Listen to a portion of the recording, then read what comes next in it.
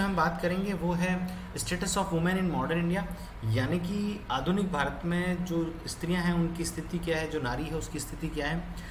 फिर हम बात करेंगे डिमांड्स ऑफ मॉडर्न वुमेन, यानी कि आधुनिक स्त्री की डिमांड्स क्या क्या हैं। और हम बात करेंगे इफेक्ट ऑफ वुमेन एजुकेशन, यानी कि औरतों की जो शिक्षा होती है उसके प्रभाव क्या क्या होते हैं। तो चलिए शुरू करते हैं आज का वीडियो।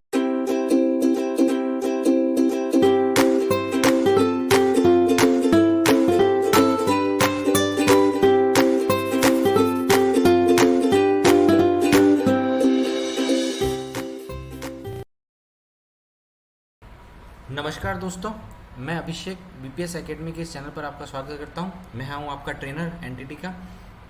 तो आज जिस टॉपिक पे हम बात करेंगे वो है status of women in modern India, यानी कि आधुनिक भारत में जो स्त्रियां हैं उनकी स्थिति क्या है, जो नारी है उसकी स्थिति क्या है। फिर हम बात करेंगे डिमांड्स ऑफ मॉडर्न वुमेन, यानी कि आधुनिक स्त्री की डिमांड्स क्या क्या हैं। और हम बात करेंगे इफेक्ट ऑफ वुमेन एजुकेशन, यानी कि औरतों की जो शिक्षा होती है उसके प्रभाव क्या क्या होते हैं। तो चलिए शुरू करते हैं आज का वीडियो। तो सबसे पहले हम जानते हैं status of women in modern India, यानी कि आधुनिक भारत में औरत की स्थिति क्या है। तो देखिए, the status of women in modern India was almost the same as it was in the medieval age. जो जैसी ये मध्यकांतर में काल में स्थिति थी वैसी ही अभी भी है, कुछ ज़्यादा फर्क नहीं है, ऑलमोस्ट सेम है। Though it cannot be said that exploitation of women in India has no parallel in any other country, it can be safely ascertained that women had to face much cruelty and exploitation in modern India.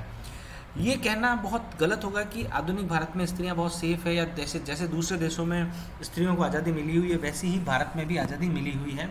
हम ऐसा कह सकते हैं कि अभी भी औरतों के प्रति जो क्रूअल्टी होती है, जो उनका शोषण होता है, वो अभी भी मॉडर्न इंडिया में भी है। Even today, birth of daughters are not celebrated. Her duty is to be obey everyone. Male are decision taker in the house. Remarriage, multiple marriages are not allowed, but for men these are allowed. अभी भी ऐसा होता है कि जो बच्ची का अगर जन्म होता है, घर पे किसी लड़की का जन्म होता है, तो उसको हम सेलिब्रेट नहीं करते हैं। एक औरत की ऐसी ड्यूटी मानी जाती है कि वो मर्दों के डिसीजंस को फॉलो करे, मर्दों की बात माने, और मर्द ही जो डिसीजन मेकर होते हैं उनकी वापस शादी नहीं होती, मल्टीपल मैरिजेज उनको अलाउड नहीं होती। पर ये सारी चीज़ें मर्दों के लिए या इन आदमियों के लिए अलाउड है। Women has almost no right to speak. औरतों के पास ऑलमोस्ट कोई राइट नहीं है बात करने का, बोलने का। And women's widows consider are even worst. और इसके अंदर जो विडोज हैं, जो विधवाएं हैं, उनकी स्थिति तो और ज़्यादा खराब है। अब demands of modern Indian women, जो आधुनिक नारी है उसकी मांग क्या क्या है, उसकी डिमांड क्या क्या है। तो देखिए, आधुनिक नारी की अगर डिमांड्स की बात करें तो सबसे पहले आएगा रेस्ट्रिक्शंस ऑन चाइल्ड मैरिज, यानी कि बाल विवाह पे रोक लगनी चाहिए। वुमेन्स की डिमांड है कि जो औरतों की बचपन में शादी हो जाती है वो नहीं होनी चाहिए। देन उसके बाद आता है पॉलीगैमी, यानी बहुविवाह का भी विरोध है, बहुविवाह का भी ऑपोजिशन है, बहुविवाह भी नहीं होने चाहिए। जो पुरुष हैं उनको ज़्यादा शादियाँ करना अलाउड नहीं होना चाहिए। फिर इक्वलिटी इन मैरिटल राइट, शादी के बाद इक्वल राइट्स होने चाहिए उनके, ऐसा नहीं हो कि उनके अधिकार कम हो और जो पुरुष हैं उनके अधिकार ज़्यादा हों। राइट टू डिवोर्स, यानी कि तलाक देने का भी उनके पास अधिकार होना चाहिए। देन रेस्ट्रिक्शन ऑन डॉवरी, यानी कि जो डॉवरी है, दहेज प्रथा है, उसके ऊपर रेस्ट्रिक्शन लगना चाहिए, उसके ऊपर लिमिट होनी चाहिए। फिर डिमांड रिगार्डिंग प्रॉपर्टी, यानी प्रॉपर्टी में भी जैसे बाप की, पिता की अगर संपत्ति होती है तो उसके अंदर औरतों को अधिकार नहीं मिलता है, औरतों को हक नहीं मिलता है, तो वो भी एक डिमांड रहती है। इसके अलावा और डिमांड्स अगर हम बात करें कि और औरतों की डिमांड्स क्या है, तो education is one of the demand. उनको राइट एजुकेशन मिलनी चाहिए, ज़्यादातर और बच्चियों को नहीं पढ़ाया जाता है, ठीक है। देन इक्वलिटी है, प्रॉपर्टी के अंदर राइट्स हैं, ये बहुत सारी डिमांड्स हैं जो मैंने आपको बताई। तो ये सारी डिमांड्स हैं जो मॉडर्न इंडिया की लड़की डिमांड कर रही है। उसके बाद आता है effects of women education. Women education का इफेक्ट क्या होगा। सबसे पहले इसका इफेक्ट ये होगा कि लेट मैरिजेस, यानी कि शादियाँ लेट होगी तो एक जो लड़की होगी वो परिपक्व हो जाएगी, फाइनेंशियली वो आर्थिक रूप से किसी पे निर्भर नहीं रहेगी, उसको बहुत सारे फ़ायदे होंगे। वो खुद पढ़ी लिखी होगी तो वो खुद की अपनी फैमिली के अंदर कंट्रीब्यूट कर पाएगी, अपनी फैमिली के अंदर कुछ सपोर्ट कर पाएगी। फिर डेवलपमेंट ऑफ पर्सनैलिटी, जब लेट शादी होगी, लड़कियों की जल्दी शादी नहीं होगी, तो उनकी पर्सनैलिटी, उनकी जो व्यक्तित्व है वो उभर के निखर के सामने आएगा। उनका व्यक्तित्व पूर्ण तरह से, संपूर्ण रूप से डेवलप हो जाएगा, परिपक्व हो जाएगा। सेंटिमेंट्स ऑफ सेल्फ रिगार्ड, अब उनके अंदर एक भावना आएगी, सेल्फ रिगार्ड की एक सेंटिमेंट डेवलप होगा, एक भावना आएगी, खुद के वजूद के प्रति एक भावना आएगी, एक अवेयरनेस आएगी। फिर आई complexity of the problems marriages.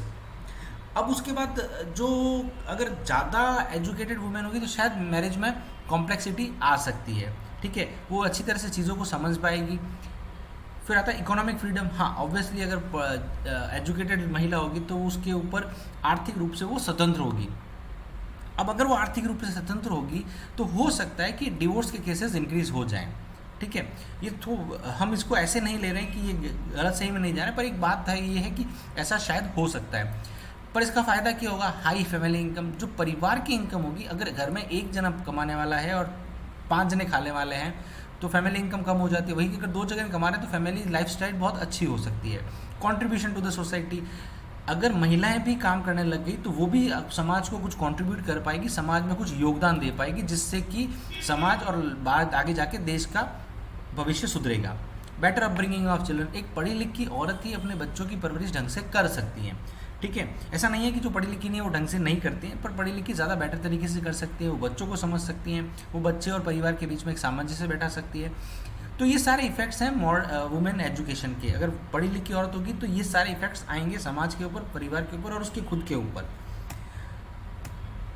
तो दोस्तों, thank you for watching this video. मुझे उम्मीद है कि आपको इस वीडियो से कुछ फ़ायदा हुआ होगा, और अगर आपको लगता है कि ये वीडियो आपको अच्छा लगा हो तो इसको अपने दोस्तों के साथ और उन लोगों के साथ शेयर कीजिए जिनको अभी ज़रूरत है।